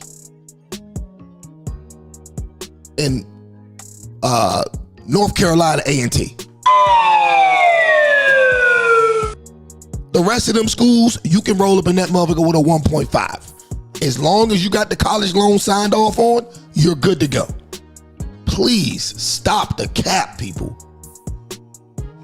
Geared for black women, and not to mention a little something nice to look at on campus that's probably on the same type of time as you. Wait, HBCUs have sports programs too? Are they good ones? I didn't think so. The black men at HBCUs are far more likely to be focused on academics and careers outside of the sports industry. So moving on. Whatever the case is, the choice to stick to their skin folk already knocks a few black women off the board. On the other hand, you have our prospective NBA draft pick, who, if he's an NBA draft pick, likely chose this life a long time ago. Because ball is life. He's tall, dark, and handsome, and unlike the black women in the first bracket, that D1 university has everything that he needs. By his junior year of high school, his coach was already breeding him to be the top player at his state school, so while he may miss out on the swag surfing and pretending to know all the words to dreams and nightmares at some random block party on the quad on a Wednesday night, he sleeps good, knowing those checks are always gonna clear. Next up for my ladies still in the running, there's the question of what exactly everybody came to college for. Yes, everyone is ultimately here for an education. Please. But to make it to the top of the BEG draft, you have to be focused on your man too. According to TikTok, many young white women are groomed to prioritize getting that ring before spring when they go to school. On the other hand, some of the black women left have bigger fish to fry due to several socioeconomic factors, due to, well, racism. They're at college for upward mobility, to carry grandma and them. And there we have it. Good old racism. Good old racism. Let's go. Bills on their back when they get out. A man would be nice, but a check would be better. So that knocks a few black women off the board as well. Meanwhile, I see our star athlete is cruising right along because. All right, I'm gonna skip ahead a little bit because like this is very irrelevant. Basically, she's making excuses as to why black women can't bag black athletes in college. All right, let's get to the conversation because I don't want to hear any more of this. Let's go. Because we've got more after this break.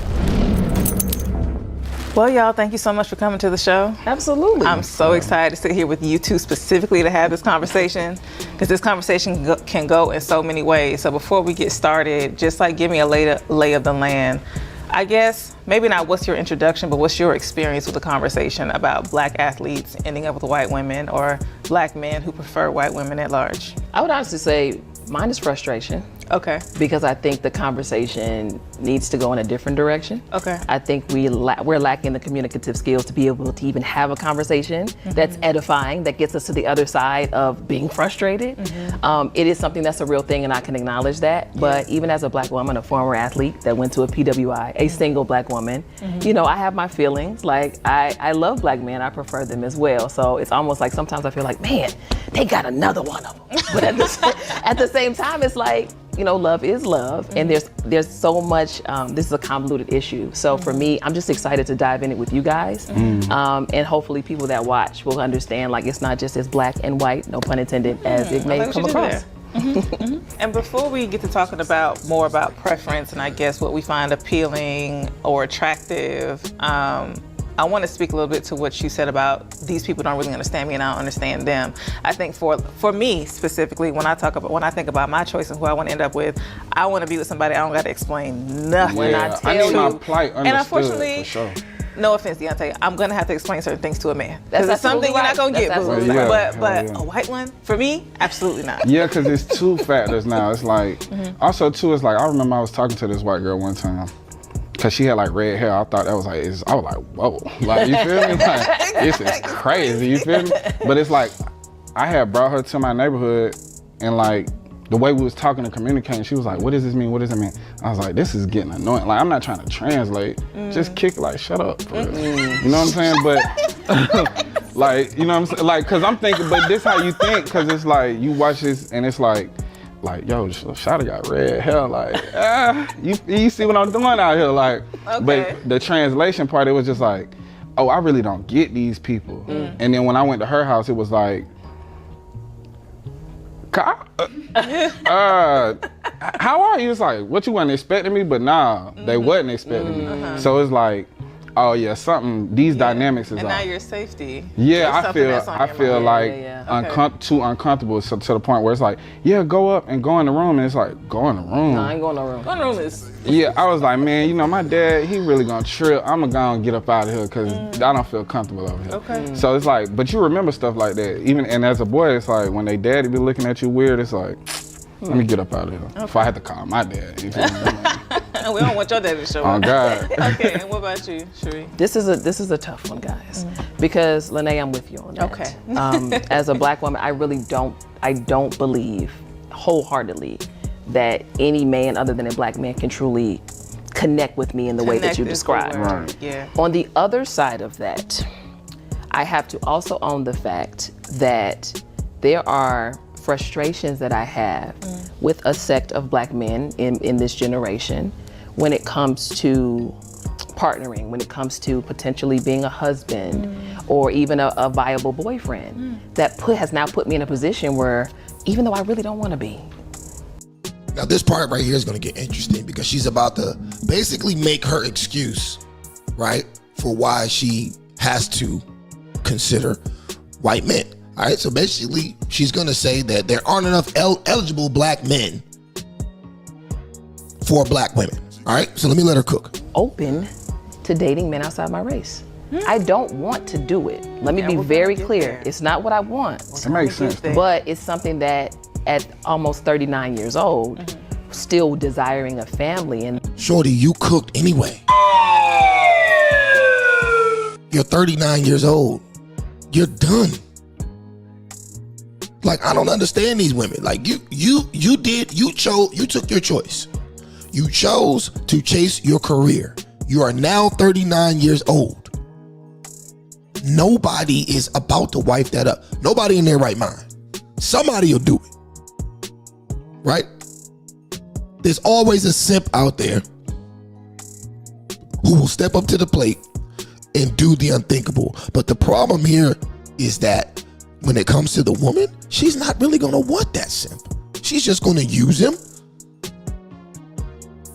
And she's gonna take the best Instagram pictures that she can as possible to try to make it seem like her life is better than what it really is in real life. Right? She's going to take that simp and she's going to use him for Instagram purposes. And a lot of women won't admit this. They won't admit it, but it's the truth. I see it happen all the time. Me and my wife laugh about this shit all the time. My wife is like, oh, look at this couple. They're so cute, blah, blah, blah. I'm like, they really don't like each other. That's for the gram. People who post pics all on the gram, they're doing it because they want y'all to think something different than what's really going on. I don't post a whole bunch of pics of me or a bunch of pics of me and my family out doing shit. I don't do that. Because honestly, I kind of like my happy moments to be personal and private. I never understood why people want their private and personal moments with their family for everybody in the world to see on Instagram and Facebook. Now, I'm not saying there's anything wrong with that. I just choose not to do that. But I do notice that the couples that I see doing that a lot don't really like each other in real life. Or you'll see them post, and then 2 months later, you find out, damn, they divorced. Or they done broke up. They're not even together no more. So, yeah, anyways, let's get back to that life video. I may have to be open to. Yeah. So I haven't had any experiences necessarily with being in the proximity that you mentioned with white males when it comes to dating. Now, I will say, growing up, my cousin used to always, tease me that I would end up with a white man, and it would make me so mad. It would really upset me. Like, why would you say that? Like, am I not good enough to be with a black man? But that, outside of that comment, no. We don't have an issue with what you like. Right, we don't, I don't. One of our issues, particularly for straight black women, is that there's not a lot of y'all to choose from. I almost ran up. I hate to say it, and I hope it don't sound ridiculous, but the numbers quite literally don't lie. Right. And then the way things are also set up, black women being one of the most educated groups, it is difficult for us to find counterparts. Right. And the counterparts we do have, they got their pick of the litter. Yes, they do. So, okay, once again, I'm not even gonna go back down the black woman most educated part. You guys can go look up the facts for yourself. It's a lie, okay? But I love the way she's trying to frame this whole thing, that it's like black women are out here suffering and they're the least married group because they can't find black men that are equal to them to marry, or they can't find eligible black men, right? Even though over 60% of black men are childless and in the middle class. Over 60% of black men, right? And they also act like black women per capita aren't, and I just gotta be real, but you act like black women aren't the highest baby mama per capita women in the United States of America.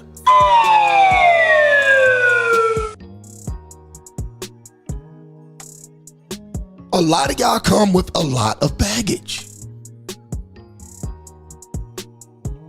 And honestly, I think that's the real reason that black women have a low marriage rate.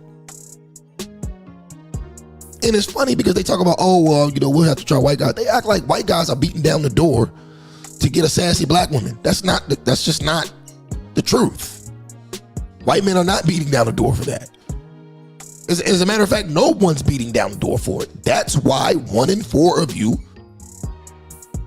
or 25% of you, will be married, and the other 75% won't be.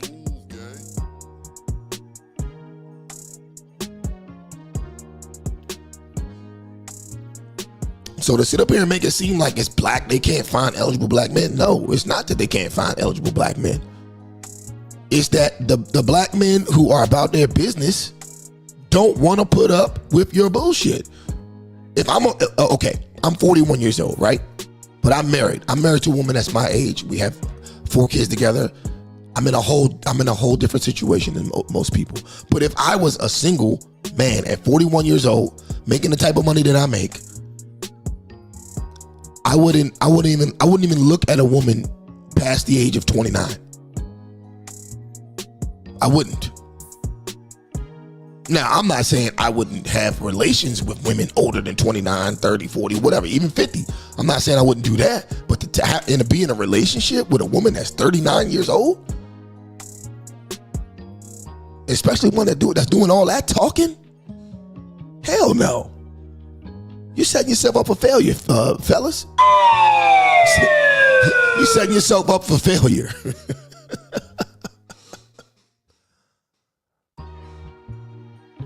Come on now, 39 years old, done been to college, has a career, knows it all. Probably done slept with at least 50 dudes by the age of 39. It's probably, her body count probably like 50. It's not worth it. It's not worth it at all.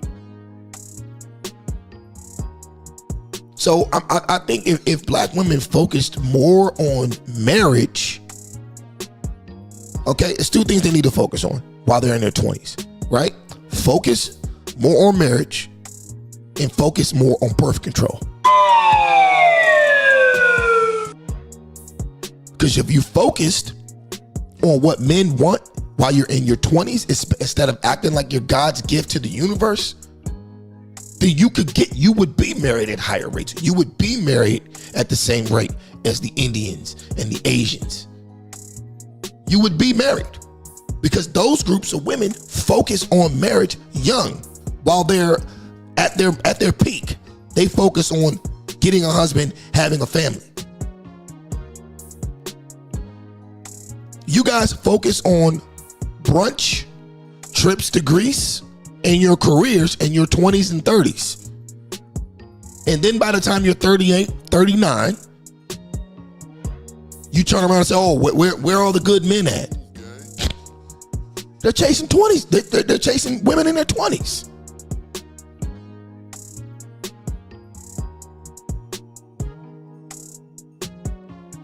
It's really that simple. Let's go. And now we already have to compete with one another in a way that is, unfortunately, it makes it difficult to be community oriented when we, because of scarcity mindset. Mm-hmm. But then when we see you turning the other way and you do it because, and your answer is always because, and I'm not talking about everybody, but for those of you who say your answer is because you dislike this, that, and the other about black women, it just opens up the whole conversation about beauty standards and privilege. And even you mentioned the white hair, these things that feel exotic. Have you had any personal experiences in either way, because I mean you're attracted to women, and you being a woman yourself, where you felt like that has influenced your choices, or you could see its influence on the choices of people around you? You know what? Yes to the aesthetic piece, but I will even go a step further. For me, it goes like to an attitude or perceived attitude piece. Even most recently. Shaq, hey Shaq, I love you, but hey. So I did. No, I love Shaq, but he's part of my story. So I was doing a segment on the Shade Room, and I was smiling but very much confident in what I was saying, talking like I'm talking to you all. And Shaq is watching. It's like a live stream on YouTube, and he's like, "She's so pretty, but she's so mean." And I was like, "Shaq, I'm not mean. Why would you say that?" And I think there's something about black women who are confident and solid in who they are that sometimes can be perceived as we're angry or we have an attitude or we're boisterous when we simply just believe in what we're saying and we are. You know, hearing her say that reminds me of something that my father always used to tell me when I was younger, right? Because I always had an excuse as to why I didn't get this grade or why this teacher was calling or why this teacher said this and that. And it was always, oh, well, you know, they just don't like me and blah, blah, blah, blah, blah, blah. You know what my father told me? Son, if everybody is saying it, right? If this is the opinion that everybody around you just happens to say, right? Even people who haven't even talked to each other about you. If all of these people are saying the same things about you, it's you. It's not them. It's not the rest of the world. It's you. She's trying to reframe what Shaq saw. Shaq is probably spot on. She probably is a mean woman, but she's trying to reframe it as, oh, I'm just confident. No. You're not a pleasant woman. Men like pleasant women. We like pleasant, feminine, accommodating women. So if that's not the energy that you give off, unfortunately, most men, especially men of means, men who are about something in life, they're not going to want to deal with you, or at least not in a domestic capacity. You know what I mean? They'll deal with you for a night, tell you whatever you want to hear, and never call you again.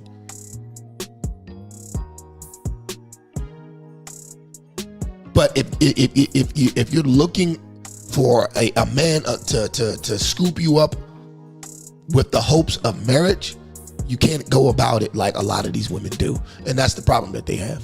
Because I hear this over and over and over again from these females when this conversation comes up. And ironically, it's always about black men dating white women. Well, I mean, white women are for the most part more pleasant. A large part of that is upbringing. You know what I mean? I feel like females who are raised in the same house as their father are more pleasant people, period.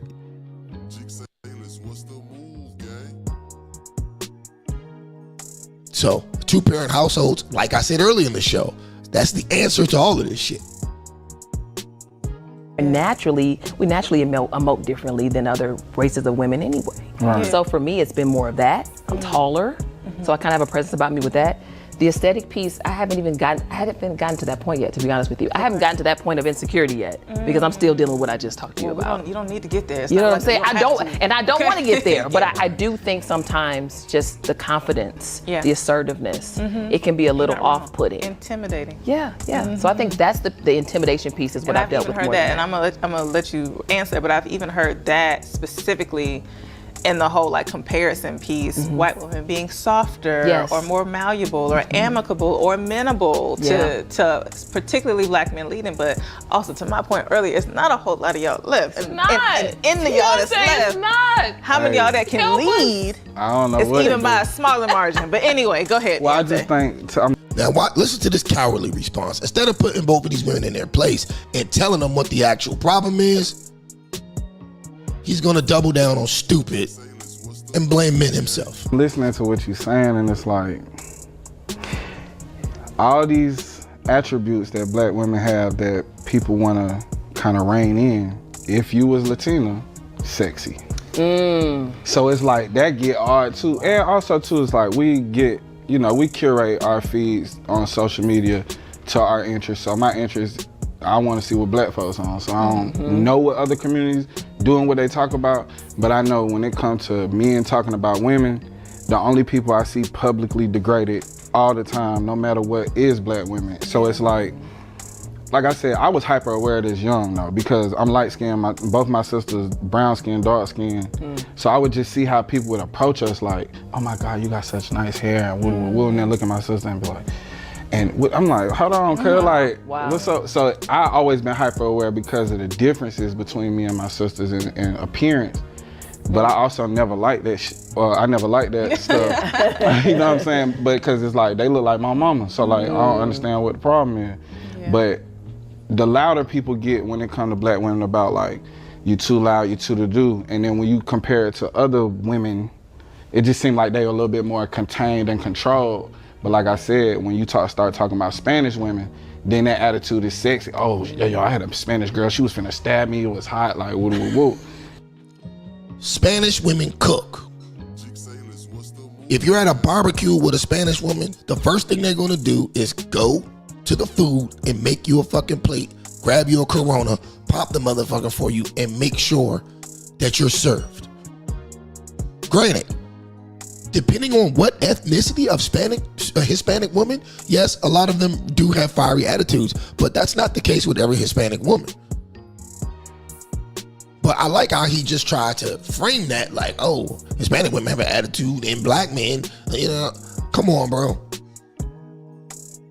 You're not doing these women any type of service. You're not doing the community any service by not telling them the truth. And I know that this guy's not dumb. I've seen his podcast before, and I've seen him make great points at times. So I know he's aware enough to know what the actual problem is. But herein lies what I said earlier.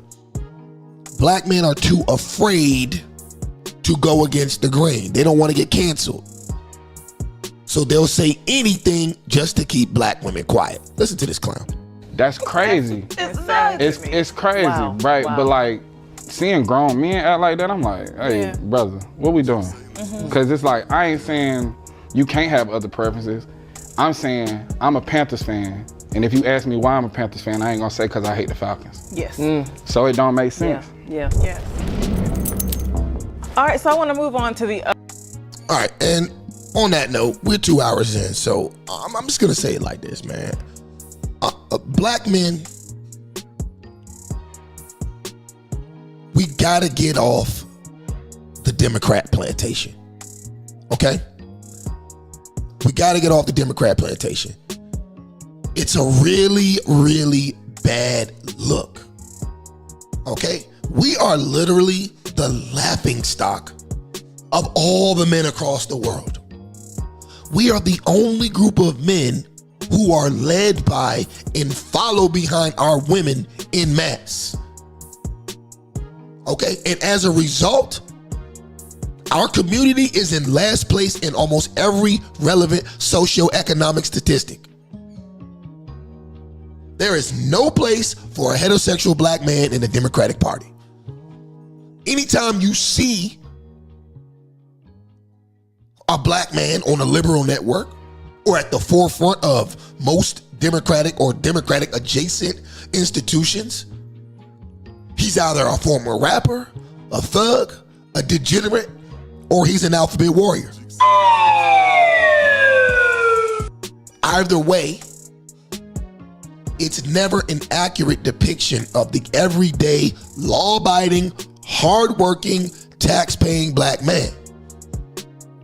Okay, and in the case of the video that we just watched from Revolt, anytime there's a heterosexual black male on a left-leaning platform with black women, he's a panderer.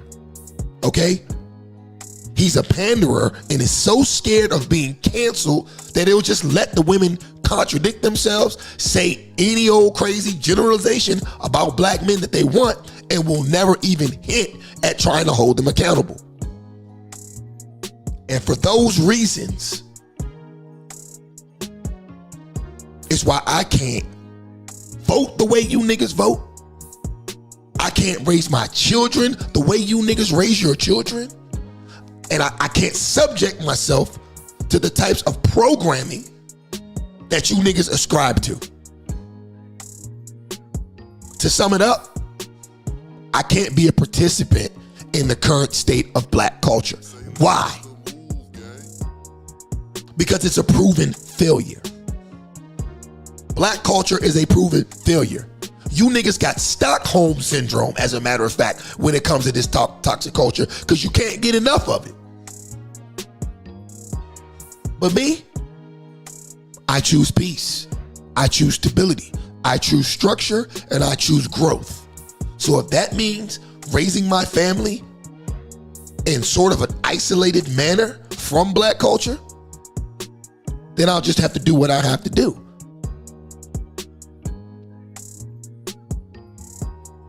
But anyways, I could talk about this all night, right? So I'm gonna cut it right there. It's been 2 hours.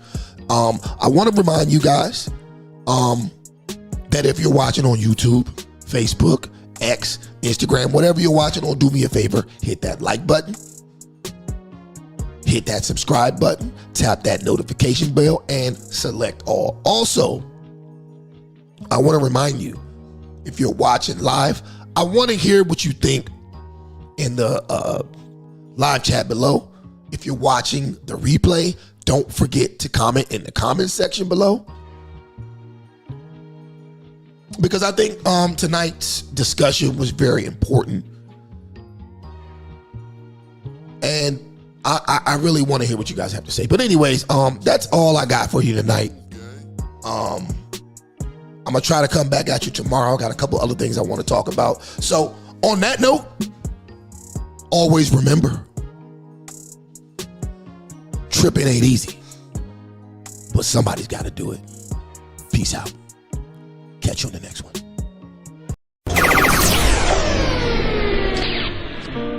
Yes, I do. No, I can't.